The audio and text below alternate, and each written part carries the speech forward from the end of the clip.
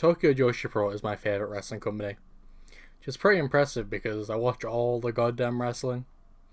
It's a company that prides itself on long-term storylines and serious character development, but it also has a lot of light-hearted fun and comedy. So hopefully, this video will serve as a proper introduction to the company and some of the things you should expect to see.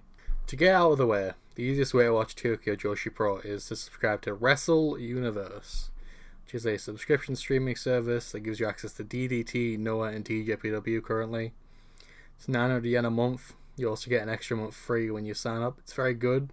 900 yen sounds like a lot, but when you check your local currency, it's probably very cheap, actually. Other than that, you can watch the TJPW YouTube channel, which releases a match every week for free, that you can also check out if you're not completely sold, which I hope you are. Generally, a Tokyo Joshi Pro card will have a lot of six-man tags, a little bit undercard comedy in there.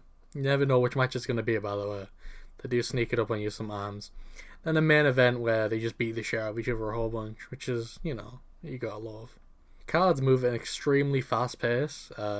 You cannot get up and get a drink between matches. It's not possible. No one's ever done it. So that really helps the atmosphere of the shows, really helps them fly by. Even if they are your typical, 3-4 hour cards, they do go so fast it doesn't really matter. There is a really big emphasis on uniqueness in TJPW's roster. Everyone has a really unique gimmick. They have their own thing going on. It's very good to see. That's why there's a feral maid who works for a French aristocrat.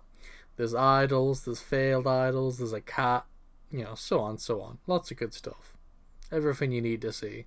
There's a big emphasis on rookies in TJPW, as with other Joshi promotions, but in TJPW, almost everyone started out in TJPW or has spent almost their entire career here. So it really does place a lot of faith if you're coming up through the system that you're going to be one of the main players as time goes on. I think there's about 3 people on the roster who didn't start out at TJPW, and some who have been there since the very start of the promotion itself. However, like any promotion, TJPW does have its negatives. For example, it has a razor-thin roster, so every now and again you will see the same matchups again. Some of the lower card wrestlers are definitely limited in their movesets and work rate, but they do make up for it with a lot of personality.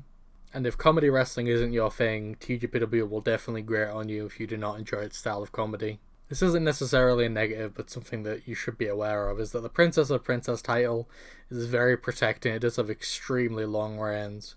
For example, Miyu had a 424-day reign recently, and it doesn't really get defended very often either. So if you just started watching, it may be a long time before you get to see your favourite win, if they're not one of the people that have already won it in the past. However, if you are looking for a promotion that is fun and bombastic, where it's clear everyone is having a great time and works super hard to keep it that way, that has musical performances, insane gimmicks, incredible creativity, incredible long-form storytelling, with lots of subtle hints, interactions that are meaningful, I cannot recommend TJPW more. It is my favourite professional wrestling promotion, and it has helped fuel my already burning passion for professional wrestling. To me, it is the platonic ideal of what pro wrestling should be. It can be fun, seriously and exciting when it needs to be, and most importantly, it's genuine. And with my gushing out of the way, let's get to the roster as it currently stands as of December 2020. First up is Mocha Miyamoto. Mocha has a background in karate in an extremely impractical outfit. She's still very early in her career, but she does show a lot of promise for someone with such low experience. Next up we have Sena Shiori. Sena made her debut on January 4th this year, which is incredible considering how good she is already. She was actually friends with Hikari Noa before they became wrestlers.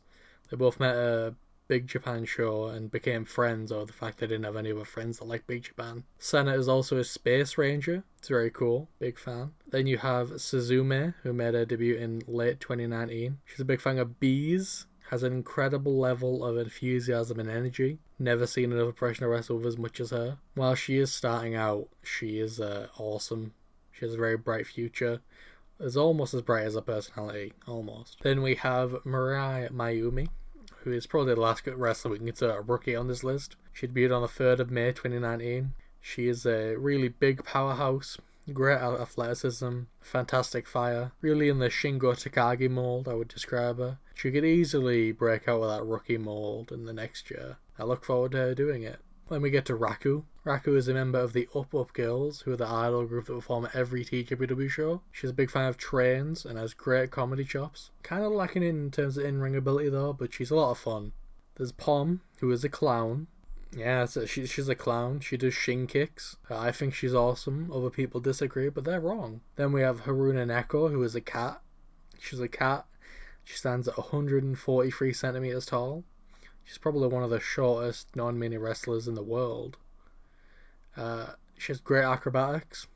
Does a lot of fun with her gimmick, and once again, she's a cat. There's Mahiro Kiryu, who discovered TJPW through an Amazon Prime documentary, I believe. She decided to become a professional wrestler based off of it. She has a lot of potential and great size, but she hasn't quite fulfilled it yet.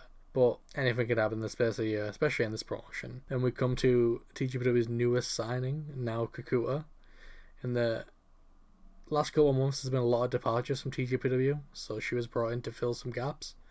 From Actress Girls, I believe. She used to be known as the Bloody Cat, but is now the Rat Catcher. Don't really know much about her. She has pretty brutal offense on a pretty big winning streak so far. I'm looking forward to seeing more of her. Then we have Marika Kobashi.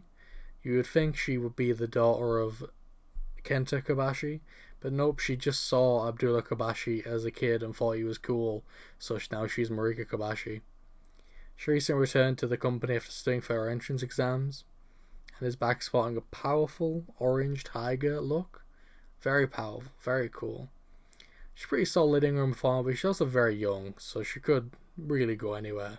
Hikari Noah is another member of the Up Up Girls. Probably the best wrestler out of the group. She has fantastic technical ability. She's constantly improving, and her offense is really brutal. And she does cheat a lot, which is, I think, very cool. I think everyone should cheat. Cheating's rad. And she'll probably at some point become a major star in the company if she keeps going as she's going right now. Then you have Hyper Masao, a superhero dedicated to spreading love and peace. She is probably the embodiment of the TJPW undercard. She used to be an office worker and then decided to just become a wrestler one day, and she's really good at it. She's also the only member of the TJPW roster who is married, after doing an incredible segment recently that really will never be topped. She loves using freezing spray and cooking her opponent's meals and stuff like that. You never know what you're going to get in a Hyper Masao match, except that it'll be very entertaining. Then we have Miyu, not to be confused with Miyu Yamashita. Miyu is the third member of the Up Up Girls. She is a powerhouse, constantly pulling off feats of strength despite her size. She's known for a love of fitness, positivity, and she is a former tag team champion, impressively enough. And then we have the main character of TJPW, or as I would say, my favourite wrestler. Maki Ito is that special kind of wrestler that you come across once, maybe in a generation, who has that star quality and charisma that just make her impossibly hard to not look at when she's in the ring. She connects with the crowd excellently, has a great Twitter account, her gimmick is great. In her former career she was an idol, but sadly, due to circumstances largely outside of her control, she was fired, had a mental breakdown, got surgery to try and make her head look smaller, and was in debt. And now she is a great wrestler. She was previously pretty dodgy in the ring, but she has really improved over these last 2 years. And she really is probably going to be going to America soon and really making a name for herself.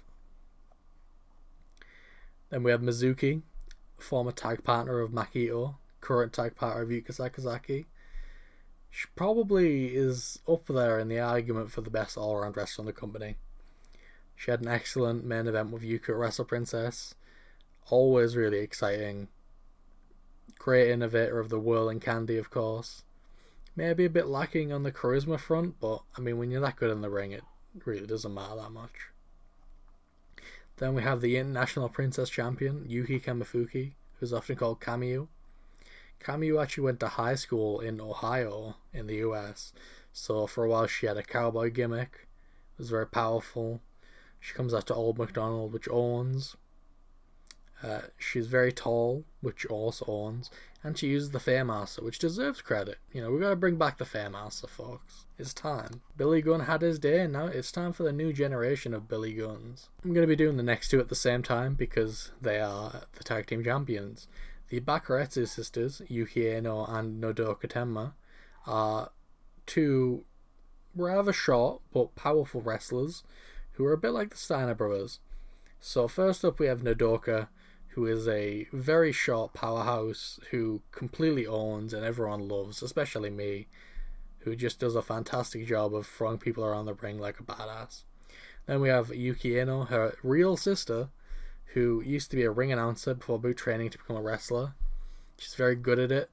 She has beautiful bleach blonde hair that everyone loves to see. She's great. Bakaretsu sisters is great. Long may they be champions. Next up is Shoko Nakajima, the big kaiju, standing at a whopping and powerful 147 meters. Well, 1 meter and 47 centimeters. The same difference. Shoko is an incredible technical wrestler and high flyer, complete and total master of the luchador style at this point. She's got great speed and she's only getting better over time. And she is easily one of the best wrestlers in the company. She's basically one of the 4 pillars of TJPW, is the best way to put it.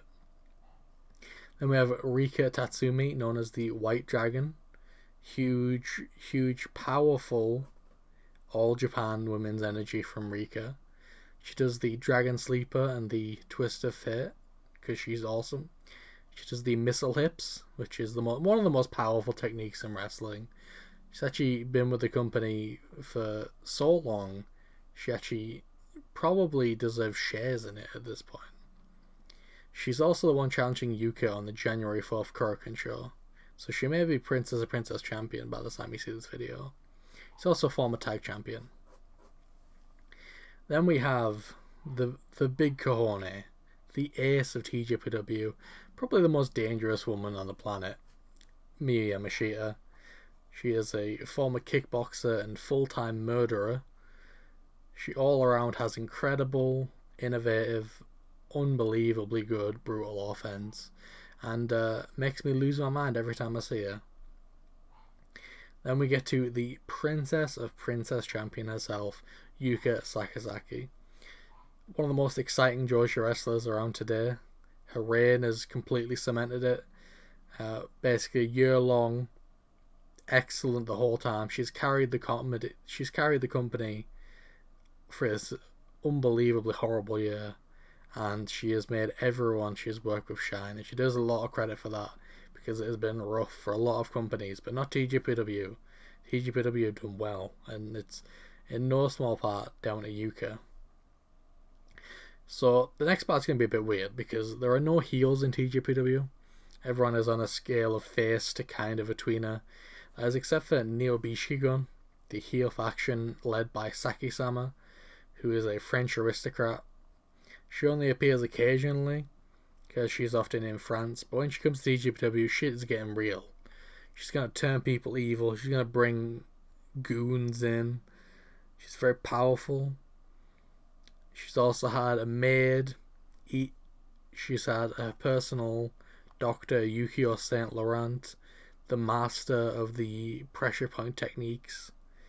Hyper Masao at one point was an evil Masao, but currently her lackey is May Saint Michelle, a maid she found in the woods when playing the flute.